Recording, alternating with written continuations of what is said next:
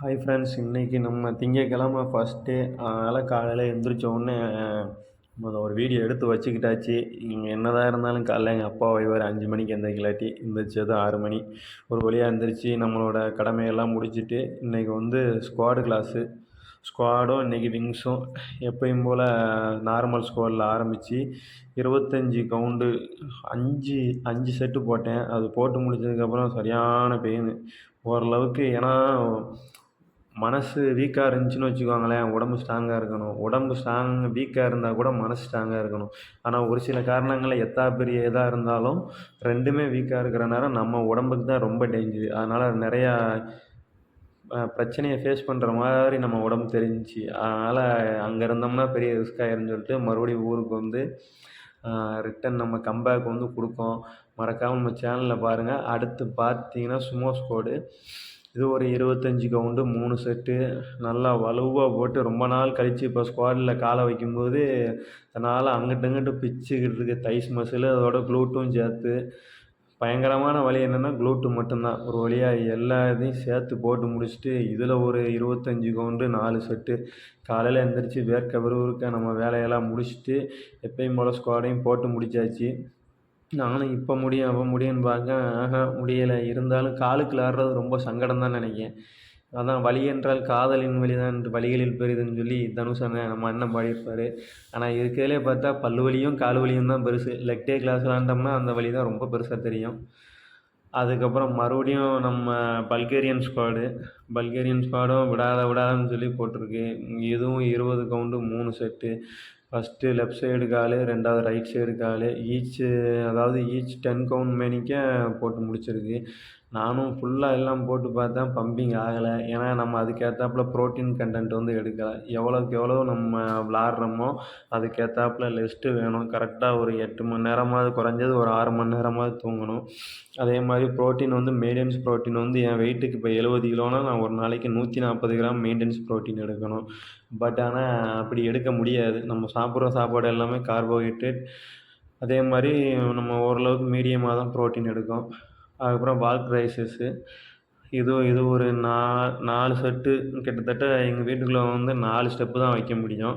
எங்கள் பழைய வீட்டிலனா ஃபுல்லாக 8 வைக்கலாம். பட் ஆனால் அங்கே வீடியோ எடுத்தோம்னா எங்கள் அப்பா அங்கிட்டிருந்து எட்டி பார்த்து வஞ்சிக்கிட்டே இருப்பார், உனக்கு வேறு வேலை இல்லையா அப்படின்ட்டு. அதனால தான் நம்ம இந்த வீட்டுக்குள்ளேயே சுற்றி போடுறது. ஒரு வழியாக போட்டு முடித்தோடனே தைஸில் இருக்க front muscle, back muscle, glute எல்லாமே பக்காவாக ஆக்டிவேஷன் ஆச்சு. சரி, கண்ணாடியில் நின்று பார்க்கும்போது நல்லா பம்பிங் தெரிஞ்சுச்சு கொஞ்ச நேரத்துக்கு. நானும் சரி விடாதன்னு சொல்லி போட்டு முடித்தாச்சு. பிற என்ன சொல்ல, ஒரு வழியாக அந்த செட்டு போட்டு முடித்தோடனே அப்படியே கிறுன்னு வருது. எப்பா இதெல்லாம் பல்ல கடிச்சிட்டு. அதான் இருக்கிறதுலே லெக் டே கிளாஸ் மட்டும்தான் எங்கேயுமே கஷ்டம். அதுக்கு நம்ம ஜிம்மாக இருந்தாலும் சரி, வீடாக இருந்தாலும் சரி. 2வது இருக்கிறதுலே ஃபெயிலியர் செட்டு நம்ம வால் செட்டு தான். இது கிட்டத்தட்ட 1 நிமிஷம் 3 செட்டு வச்சேன். ஆனால் இருந்தாலும் முடியலை. நானும் சரி ஒரு சில காரணங்களால் கண்டிப்பாக நம்ம நின்று தான் ஆகணும். ஏன்னா ரொம்ப வீக்காக இருந்த மாதிரி தெரிஞ்சது உடம்பு. இவ்வளோ நாள் என்றைக்குமே அப்படி இருந்தது கிடையாது. வீட்டு சாப்பாடு இல்லாமல் ரொம்ப இதாகிட்டு, நம்மளும் அங்கிட்டு இங்கிட்டு சுற்றி அலையிறதுனால ஒன்றும் சரியான சாப்பாடு கிடையாது. அதுக்கப்புறம் தான் வீட்டுக்கு வந்ததுக்கப்புறம் தான் ஒரு நிம்மதி. என்னதான் இருந்தாலும் சொந்த வீட்டில் சாப்பிட்ற மாதிரி வராது, என்னதான் கடையில் எண்ணெய் கொடுத்து சாப்பிட்டாலும்.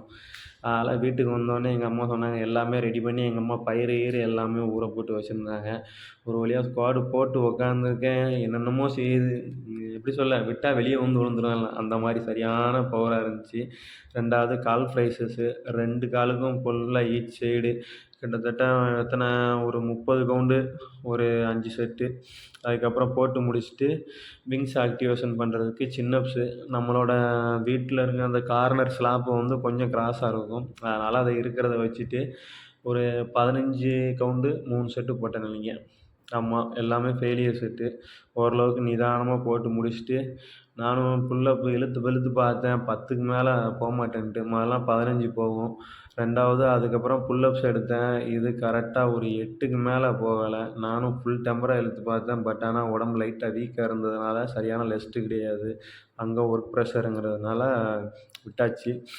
அதுக்கப்புறம் ஒரு வழியாக போட்டு முடிச்சுட்டு நானும் சரி வீடியோ அமர்த்திடலாம் அப்படின்னு பார்க்கவும் எங்கள் அப்பா அதுக்குன்னே ஊடால கிராஸாக வந்தார். போதும்பா அப்படின்ட்டு. 2வது வீட்டுக்குள்ளே வந்தேன். சின்ராசை கையிலேயே பிடிக்க முடியாது. அது மாதிரி எங்கள் வீட்டில் எல்லாம் ரெடி பண்ணி வச்சுருந்தாங்க.